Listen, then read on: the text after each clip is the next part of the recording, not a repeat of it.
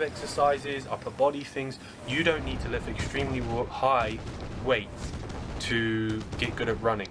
Now, if you've got a weakness in power or sprinting or something like that, like I have, then you're going to need to work on heavier weights. Now, Mo Farah does lift extremely heavy weights just before a target race. Now, the reason he does that is because he is trying to fine-tune his last sprint finish. And to have an amazing sprint finish in 51-52 seconds, last 400, you have to have power to be able to run that pace and drive your arms and legs at that kind of pace. That takes strength, okay?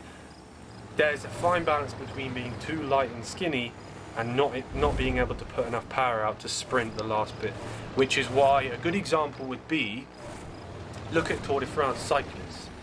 All of the sprinters who do the sprint segment of Tour de France and the time trial path, they're big, they're strong guys with big arms, okay? If you look at the hill climbers who do the longer stages like Chris Froome or some of the Spanish riders, they look like twigs, okay? And that's the polar opposite. The hill climbers cannot sprint and the sprinters cannot keep up on the hill climb because they're too heavy and they don't have the endurance. So you have to find that fine balance. And there's many runners that have amazing endurance but no sprint.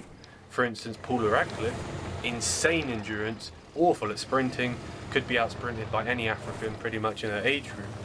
But you've also got athletes that are awful at endurance but very good at sprinting. So they'll do things like the 800 or the 400 or the 1500, and then when they move to try cross country or something, they'll be awful. You know, I remember watching a Parliament Hill. There was a guy that had won national 800 meter champs, I think it was back in 2014, 2015, and he ended up coming about 150th in the national cross country.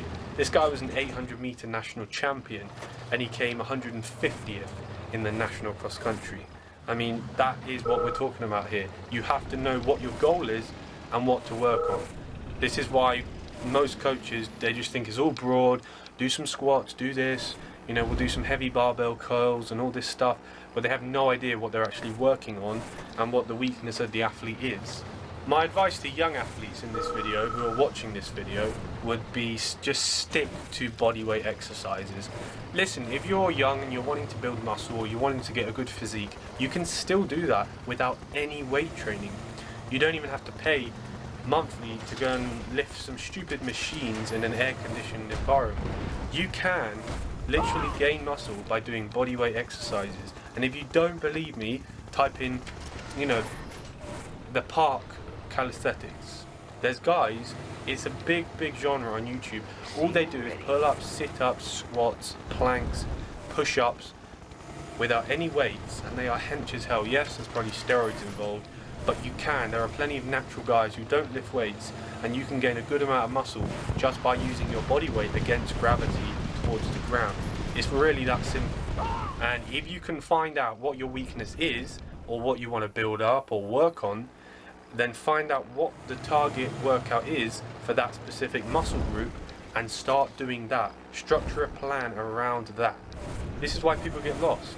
If someone came to me and said, I've got a weakness in my lower abdomen and my hips, so when I sprint, my hips go out side to side a bit and they're swaying, so I can't stay aligned and strong, then I'd prescribe them things like bridges, clams are a good exercise, also things like squats for the glutes and the hamstrings. These are exercises that will actually work the area. Also, another one would be kickers, which is where you lie on your back, raise both feet off the ground and start kicking them as if you're swimming in a swimming pool. They work the lower abdomen and the hips and the hamstrings and the quads, okay? They're really good as well. Most people will be like, you know, the other day I had a guy, okay, I met him. He was like, he thought that push-ups work your biceps. Some people don't even understand simple stuff like that. Push-ups do not work your biceps because the force is on your triceps, your chest and your shoulders. So there's literally people out there who think doing push-ups is going to give you bigger biceps. You have to... Weight training is more complicated than long distance running, okay? That's why a lot of people I know have got themselves injured just by doing weight training rather than the actual running. Someone commented in my last video yesterday about me being in a sauna. It was so hot. Well, I'm just dripping with sweat. We've had some insanely hot temperatures. We had a massive thunderstorm last night at about 1-2 a.m. The heat has been unbearable, to be honest, but I think, listen guys, if you're, just think of it as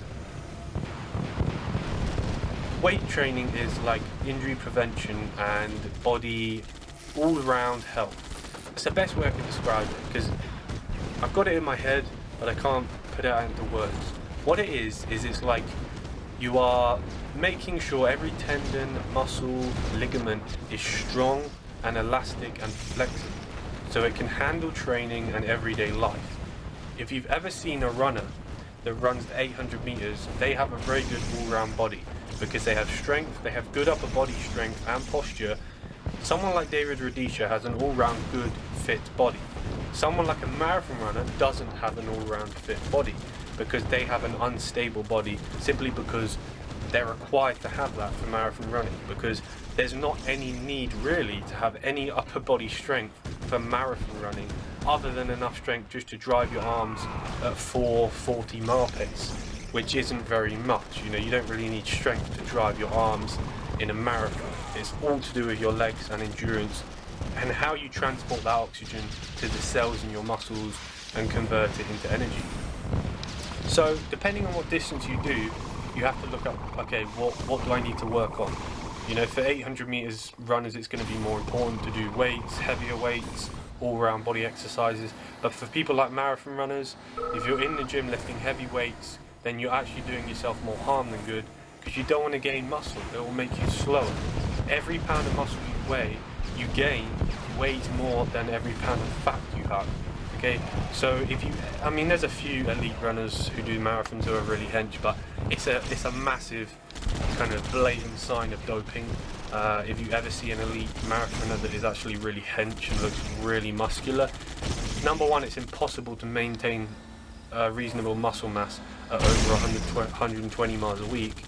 And number two, it's stupid anyway, because to be as efficient and fast as you can over 2-hour runs, you're going to be extremely skinny upper body. So that just debunks the whole myth of strong, you know, hench upper body distance runners. There really isn't any, other than maybe a few guys, Chris Zielinski, Andy Byrne, and you know, some people say Ben True, but I mean, if you look at these guys in real life or close up, they're actually quite skinny. They look muscular compared to all the other guys. So anyway guys, give me your opinion in the comments below. I've just realised my speech is becoming slurred. I don't know if that's something to worry about, but it's literally so hot, I'm getting lightheaded. So I'm gonna end the video here in case I die or pass out from the heat. And yeah, no sessions for the next few days, it's just too hot. Unless I plan on getting up at like 4 or 5 a.m.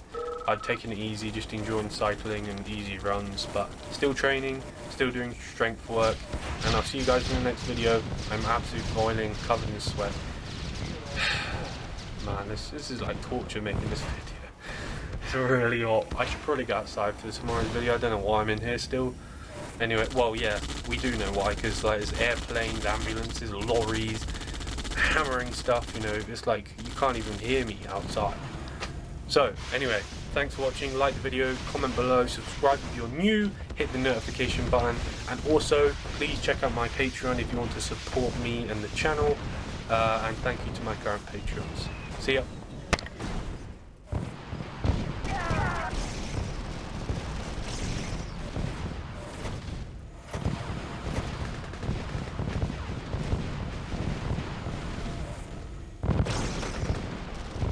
Player defeated.